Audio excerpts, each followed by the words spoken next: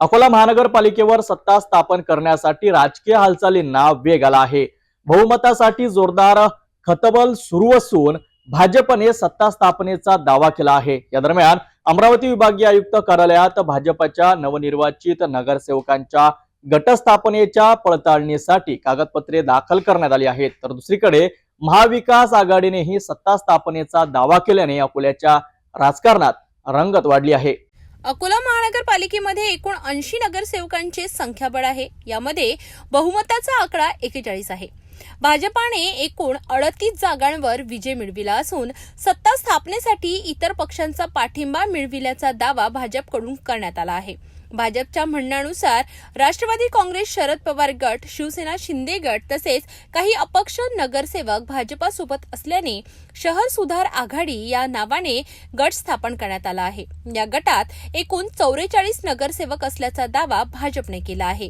या आघाडीत भाजपचे 38, राष्ट्रवादी शरद पवार गटाचे 3, शिवसेना शिंदे गटाचे 1, राष्ट्रवादी अजित पवार गटाचा 1 आणि 1 अपक्ष नगरसेवक यांचा समावेश असल्याचे सांगण्यात येत आहे। दरम्यान दुसरीकडे काँग्रेस, शिवसेना उभाटा, वंचित बहुजन आघाडी आणि AIMIM यांनी मिळून महाविकास आघाडीनेही सत्ता स्थापनेचा दावा केला आहे।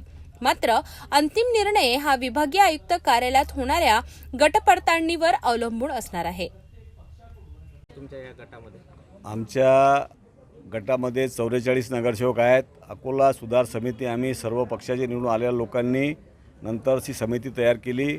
आमचा उद्देश केंद्रामध्ये सरकार आहे, राज्यामध्ये सरकार आहे, अकोला शहराचा विकास झाला पाहिजे या उद्देशाने इतर पक्षाच्या लोकांनी आम्हाला समर्थन केलेलं आहे।